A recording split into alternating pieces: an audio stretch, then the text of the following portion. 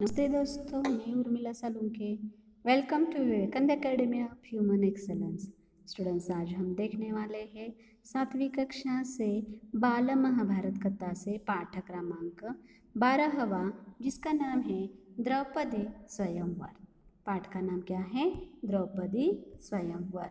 जिस समय पांडव एक चक्रा नगरी में ब्राह्मणों के वेश में जीवन बिता रहे थे, उन्हीं दिनों पांचाल नरेश की कन्या द्रौपदी के स्वयंवर की तैयारियां होने लगी।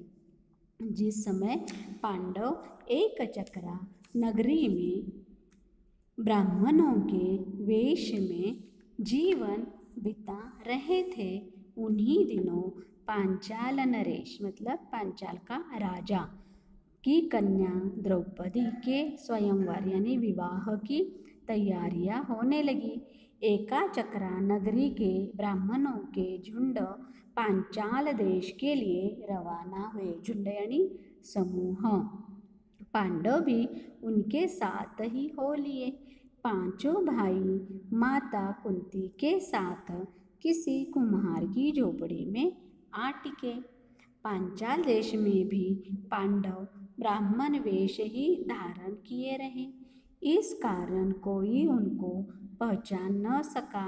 स्वयंवर मंडप में एक बृहदाकार मतलब बहुत बड़ा धनुष रखा हुआ था, जिसकी डोरी तारों की बनी हुई थी। ऊपर काफी ऊंचाई पर एक सोने की मछली टंगी हुई थी। उसके नीचे एक चमत्कार यंत्र बड़े वेग से घूम रहा था। राजा द्रुपद ने घोषणा की थी कि जो राजकुमार पानी में प्रतिबिंब यानी रिफ्लेक्शन, प्रतिबिंब यानी क्या? रिफ्लेक्शन, प्रतिबिंब देखकर उस भारी धनुष से तीर चलाकर ऊपर टंगे हुए निशाने को गिरा देगा, उसी को द्रौपदी वरमाला पहनाएगी।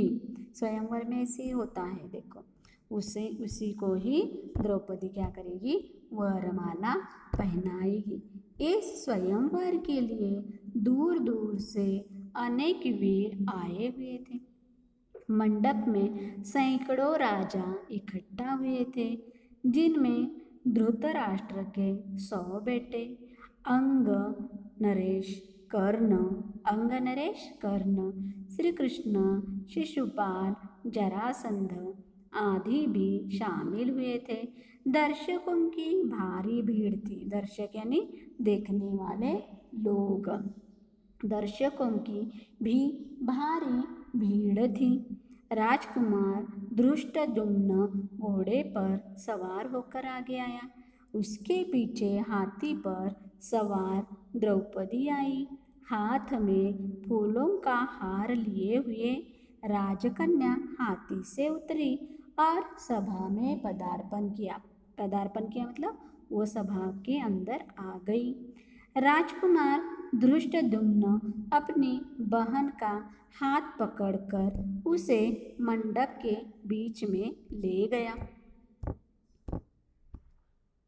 इसके बाद एक एक करके राजकुमार उठते और धनुष पर डोरी चढ़ाते, हारते और अपमानित होकर लौट जाते।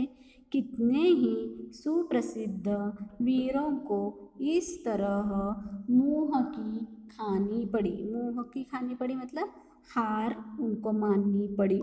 शिशुपाल, जरासंध, शल्य व दुर्योधन जैसे पराक्रमी राजकुमार तब असफल हो गए।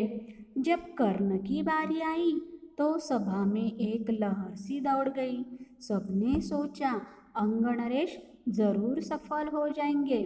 कर्ण ने धनुष उठाकर खड़ा कर दिया और तान कर प्रत्यंचा यानी डोरी, प्रत्यंचा मतलब क्या? धनुष की जो डोरी होती है उसको कहते हैं प्रत्यंचा भी चढ़ानी शुरू कर दी। डोरी के चढ़ाने में अभी बाल भर की ही कसर रह गई थी। कसर यानी कुछ बाकी रह गया था कि इतने में धनुष का डंडा उसके हाथ से छूट गया तथा उछलकर उसके मुंह पर लगा। अपनी चोट सहलाता हुआ कर्ण अपनी जगह पर जा बैठा। इतने में उपस्थित मतलब कि जो वहाँ पर थे, प्रेजेंट थे, ब्राह्मणों के बीच एक तरुण उठ खड़ा हुआ। ब्राह्मणों की मंडली में ब्राह्मण वेशधारी अर्जुन को यो खड़ा होते देखकर सभा में बड़ी हलचल मच गई। लोगों में तरह तरह की चर्चा होने लगी। तब अर्जुन ने धनुष हाथ में लिया और उस पर डोरी चढ़ा दी। उसने धनुष पर तीर चढ़ाया और आश्चर्यचकित लोगों को मुस्कुराते हुए देखा। लोग उसे देख रहे थे। उसने और देरी न करके तुरंत एक के बाद एक 5 बाण उस घूमते हुए चक्र में मारे और हजारों लोगों के देखते देखते निशाना टूटकर नीचे गिर पड़ा। सभा में कोलाहल, कोलाहल यानी क्या होता है? शोर। सभा में कोलाहल मच गया, बाजे बज उठे। उस समय राजकुमारी द्रौपदी की शोभा कुछ अनूठी, अनूठी यानी क्या? अलग हो गई। वह आगे बढ़ी और सकुचाते हुए लेकिन प्रसन्नतापूर्वक ब्राह्मण वेश में खड़े अर्जुन को वरमाला पहना दी। माता को यह समाचार सुनाने के लिए युधिष्ठिर, नकुल और सहदेव तीनों भाई मंडप से उठकर चले गए, परंतु भीम नहीं गया। उसे भय था कि निराश राजकुमार कहीं अर्जुन को कुछ कर न बैठे। भीमसेन का अनुमान, अनुमान यानी अंदाजा, अनुमान यानी क्या? अंदाजा ठीक ही निकला। राजकुमारों में बड़ी हलचल मच गई। उन्होंने शोर मचाया। राजकुमारों का जोश बढ़ता गया। ऐसा प्रतीत हुआ कि भारी विप्लव मच जाएगा। विप्लव यानी शोर। यह हाल देखकर श्री कृष्ण, बलराम और कुछ राजा विप्लव यानी शोर मचाने वाले राजकुमारों को समझाने लगे। वे समझाते रहे और इस बीच भीम और अर्जुन द्रौपदी को साथ लेकर कुम्हार की कुटिया की ओर चल दिए। जब भीम और अर्जुन द्रौपदी को साथ लेकर सभा से जाने लगे तो द्रुपद का पुत्र धृष्टद्युम्न चुपके से उनके पीछे हो लिया। कुम्हार की कुटिया में उसने जो देखा उससे उसके आश्चर्य की सीमा न रही।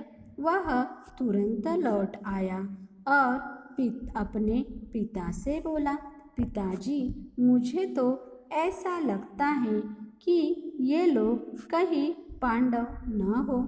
बहन द्रौपदी उस युवक की मृगछाला पकड़े जब जाने लगी तो मैं भी उनके पीछे हो लिया।